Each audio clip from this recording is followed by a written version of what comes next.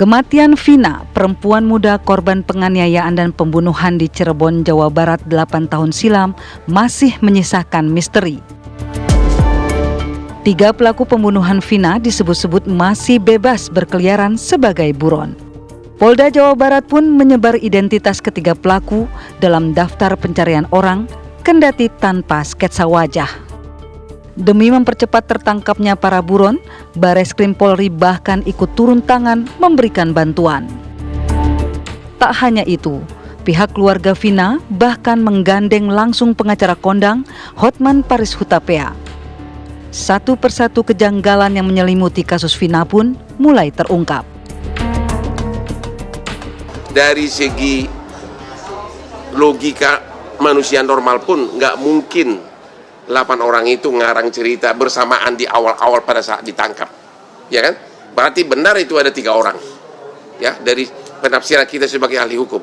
Karena pada saat di BAP kan terpisah, hampir semuanya mengatakan ada 3 orang lagi. Tapi pada saat dilimpahkan ke kejaksaan, mereka merubah BAP sehingga diduga ada pengaruh di sini. Ada pengaruh di sini sehingga 3 orang ini bahkan sampai sekarang seolah-olah alamatnya tidak jelas, padahal itu harusnya di BAP itu ada, ya.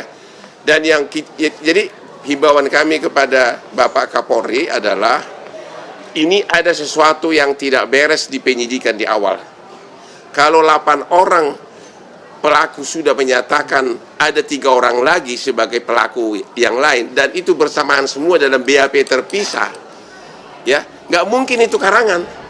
Nggak mungkin itu koinsiden. Namun belum lagi tabir misteri, 3 pembunuh Vina dan Eki menemui titik terang. Fakta baru mencengangkan membuat kasus ini semakin rumit diungkap oleh kuasa hukum salah satu terpidana kasus penganiayaan dan pembunuhan Vina. Berdasarkan keterangan pengacara terpidana, kliennya diduga merupakan korban salah tangkap dan rekayasa kasus kematian Vina. Pasalnya ada perbedaan antara amar putusan dan hasil autopsi. Dari hasil autopsi dan visum, kedua korban tidak terdapat luka tusuk senjata tajam. Sementara, tuntutan yang ditujukan kepada kliennya, Vina dan Eki alami tusukan berkali-kali. Tak hanya itu, kuasa hukum terpidana juga mengklaim saat peristiwa tersebut terjadi, kliennya beserta ke-7 pelaku tidak mengenal kedua korban dan tidak berada di lokasi kejadian. Mengapa kasus kematian Vina dan Eki semakin ditelusuri nampak semakin rumit? Benarkah hal tersebut sulit diungkap lantaran dari awal kasus ini bergulir telah banyak fakta yang berusaha ditutup-tutupi? Tim TV One mengabarkan.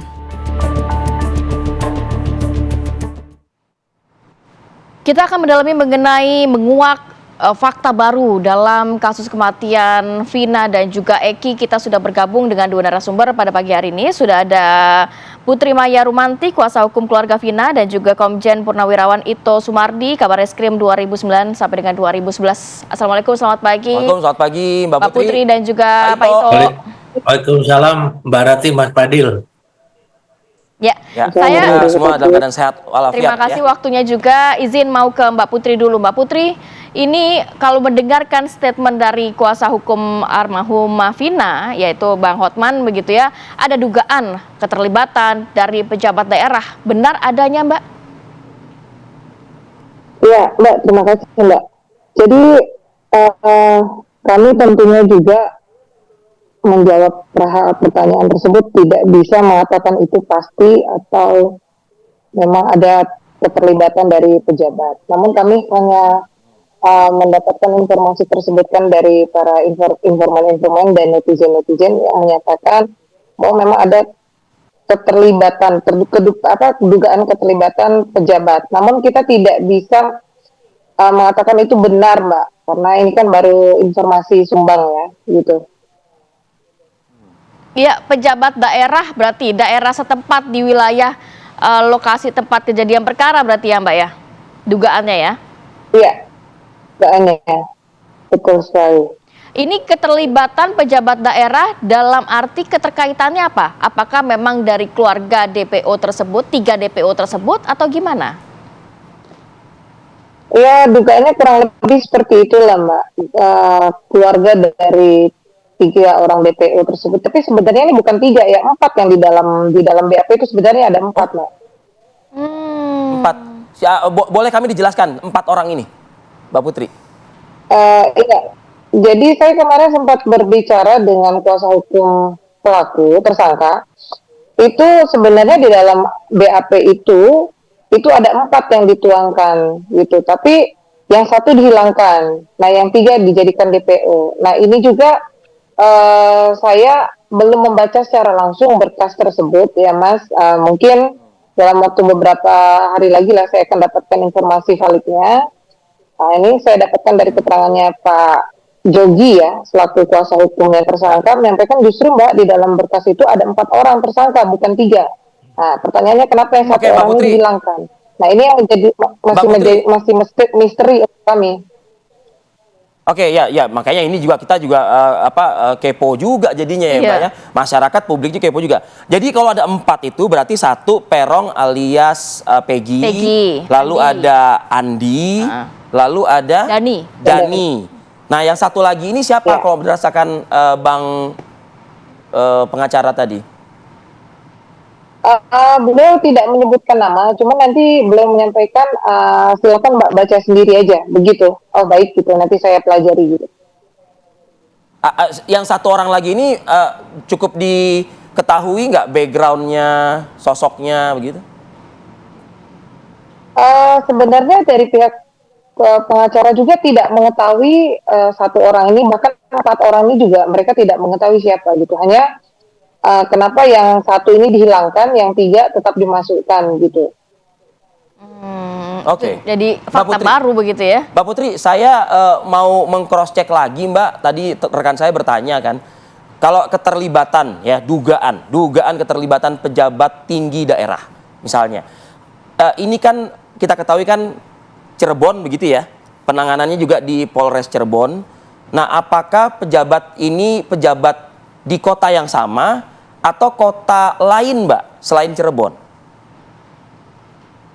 Kalau itu saya tidak paham ya Mas, belum mendapatkan informasi valid. Hanya ada beberapa opsi yang disampaikan oleh informasi-informasi yang menyampaikan pada kami. Ada yang di dalam daerah itu sendiri, ada yang juga mengatakan keterkaitannya pejabat luar daerah. Namun tentunya kita juga tidak bisa berasumsi lebih ya perihal ini, karena itu kan hanya informasi. Namun mengkerucut dari apa yang kita dapatkan, ada kemungkinan bila kita kaitkan dengan tidak selesainya dalam masa 8 tahun ini perihal tersebut. Berarti ada kemungkinan memang ada turut campur dalam permasalahan ini pejabat daerah yang mungkin lokasinya juga di daerah tersebut gitu. Tapi saya tidak bisa menyampaikan lebih detail Mas, karena memang kami belum mendapatkan fakta yang sebenarnya, ini hanya baru dugaan. Masih didalami juga ya. Mbak Putri, mungkin sebelum ke Pak Ito, kalau kan beberapa kuasa hukum dari terpidana begitu mengatakan bahwa ini salah tangkap begitu, seharusnya tidak 11, tidak 8 dan lain sebagainya. Kalau dari sisi kuasa hukum almarhumah Vina, apakah juga sudah ada begitu berapa orang yang terlibat sebenarnya? Kalau di dalam BAP dan putusan itu kan memang hanya disampaikan hanya 11 orang. Karena yang 1 ini dihilangkan. Nah, kalau mereka menolak dan itu tidak terlibat, itu ya silakan aja tanggapan mereka. Namun kan kami percaya sekali pada institusi Polri, kejaksaan dan pengadilan ini tentunya tidak gegabah dalam memutuskan satu tindak perkara ya Mbak. Karena ini kan berakibat fatal sekali bila memang mereka mengatakan bahwa mereka tidak bersalah. Dan saya sih tidak percaya, kami juga kuasa hukum tentunya tidak percaya begitu saja dengan keterangan dari pihak keluarga, pihak Para terpidana. lawyer. Iya. Oke, saya mau ke Pak Ito. Pak Ito, ini cukup banyak fakta baru yang akhirnya keluar ke publik, walaupun masih belum tentu Ya, juga kebenarannya begitu ya. Di netizen dan media sosial. Nah, itu dia. Pak Ito mencermati kasus ini yang cukup memakan waktu sangat lama, 8 tahun, 3 DPO, bahkan 4 tadi dikatakan seharusnya. Seperti apa Anda melihatnya? Ya, baik Mbak Putri, Mas Fadil. Yang pertama, penetapan DPO ini atau 3 orang yang diduga terlibat dan saat ini sedang dalam pencarian kan berdasarkan dari keterangan para terpidana yang saat ini telah Iya. mencabut BAP-nya. Jadi ini kan merupakan satu kesulitan bagi kepolisian. Kalau orang menyatakan seseorang terlibat, diduga terlibat, tapi dia mencabut keterangannya, kan tentunya harus dilakukan pemeriksaan ulang. Kemudian pemeriksaan ulang dengan tenggang waktu yang sudah cukup lama, apalagi para terpidana ini sudah dihukum hukuman maksimal. Ini memungkinkan bahwa mereka tidak akan kooperatif gitu ya, menurut saya. Apalagi kan ada kesan bahwa menurut pengacara daripada para terpidana itu mereka salah tangkap ya. Tentunya saya sependapat dengan yang disampaikan Mbak Putri bahwa dalam proses sistem peradilan pidana itu kan sudah lengkap dari proses penyidikan, penuntutan sampai dengan di pengadilan yang diputus melalui 3 tingkatan. Pengadilan negeri, kemudian pengadilan tinggi dan Mahkamah Agung. Ada upaya-upaya hukum lain yang bisa dilakukan oleh PK. Dan tadi malam saya juga sudah berdiskusi dengan pengacara daripada saudara Taka ya, yang mengatakan bahwa sejak tahun 2016 mereka sudah menyampaikan surat keberatan kepada beberapa institusi, misalnya Komnas HAM, kemudian Kompolnas, Propam, dan lain sebagainya. Dan tentunya ini kan juga menjadi sesuatu yang perlu dipelajari. Laporan mereka ini ditindaklanjuti tidak, ya, karena pada akhirnya hukuman yang diputuskan oleh hakim, yang tentunya tadi dikatakan Mbak Putih adalah dengan segala kehati-hatian, karena menyangkut hak asasi manusia, ini kan sudah sesuai dengan hukuman yang maksimal. Ya, sehingga di sini yang sekarang beredar hanya asumsi-asumsi, apalagi menyebutkan ada dugaan yang dari orang yang kesurupan yang katanya ada oknum kepolisian, kemudian ada juga pejabat daerah. Ini tentunya harus hati-hati kita dalam menyampaikan, apalagi di media ya. Kalau kita mengatakan seolah-olah orang itu terlibat tapi belum didukung dengan bukti-bukti, tentunya ada konsekuensi hukum. Memang menarik di sini sehingga Bareskrim ataupun Mabes Polri juga turun di sini untuk memberikan petunjuk. Dan kasus ini sekarang ditarik ke Polda. Tentunya Polda juga harus meruntut dari sejak kejadian 8 tahun yang lalu yang tidak mudah menurut saya ya. Karena bagi penyidiknya juga sudah pindah, kemudian juga pimpinan sudah pindah, dan juga banyak hal-hal yang bisa terjadi distorsi ya di masalah ini. Sehingga saya kira mungkin kita perlu menunggu, sambil menunggu tentunya kita harus menghindarkan adanya anggapan-anggapan atau sangkaan kepada orang-orang yang tidak didukung dengan bukti-bukti yang cukup. Karena ini ada konsekuensi hukumnya. Demikian, Mbak. Baik, Pak Ito dan juga Mbak Putri, kita akan lanjutkan lagi ya di segmen berikutnya. Tetap bersama kami di Apa Kabar Indonesia Pagi. Ya, kembali lagi di Apa Kabar Indonesia Pagi. Saya ingin ke Pak Ito Sumardi kembali. Pak Ito, mungkin sebuah institusi, dalam hal ini adalah Kepolisian Daerah Jawa Barat, ya, Polda Jawa Barat. Ini kembali membuka, begitu ya, berdasarkan memang adanya tadi pernyataan terbaru dari para terpidana itu kan. Artinya ini kan perlu dianggap serius ya Pak Ito ya. Rilis resmi dari Polda yang menyebutkan bahwa ada 3 DPO. DPO. Walaupun tidak ada sketsa wajahnya ya. Tidak ada sketsa wajahnya, ciri-cirinya dan lain sebagainya. Ini apakah memang hanya berdasarkan pernyataan dari para terpidana atau sebelumnya mungkin penyidik-penyidik ini sudah melakukan cross check lagi di lapangan, Pak, bahwa benar, oh ternyata tidak terhenti di para terpidana yang sudah menjalani masa tahanan ini, tapi ada ternyata yang masih menyisakan PR 3 atau bahkan 4 orang kata Mbak Putri tadi. Iya, baik Mas Fadil.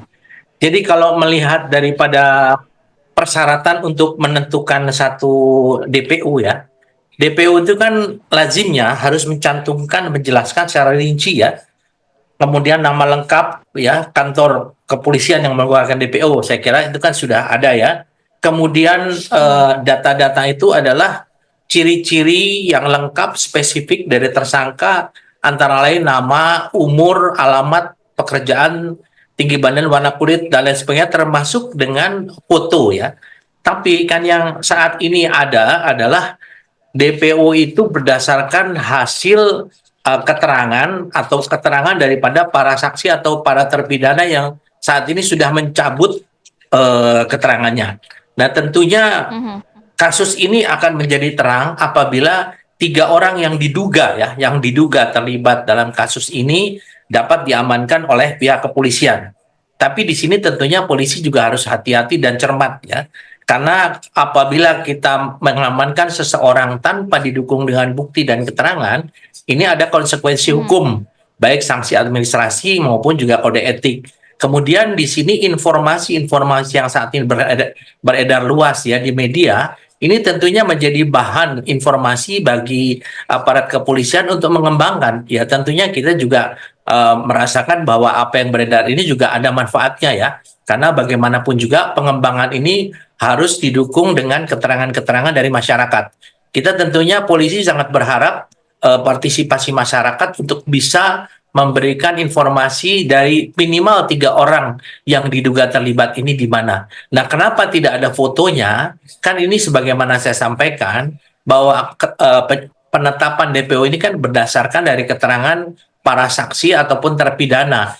Bisa saja ya Mas Fadil, Mbak Rati, pengalaman saya ada satu kelompok orang yang tertangkap yang sifatnya adalah kejahatan yang berkelompok. Kemudian dia melemparkan kepada orang lain yang mungkin yang belum tertangkap atau mungkin membuat satu rekayasa ya. Nah, ini tentunya harus didalami oleh pihak kepolisian karena kan sebelum 3 orang ini bisa diamankan kita belum tahu apakah betul-betul orang itu terlibat atau tidak, apakah betul-betul orang itu ada atau tidak. Karena dari keterangan beberapa yang saya dengar dari kepala desa tidak ada orang-orang tersebut kan. Ini tentunya merupakan pekerjaan rumah bagi Polda Jabar saat ini. Demikian. Baik, Pak Ito Sumardi, Komisaris Jenderal Polisi Purnawirawan, mantan Kabar Eskrim Polri. Terima kasih atas waktunya, Mbak Putri.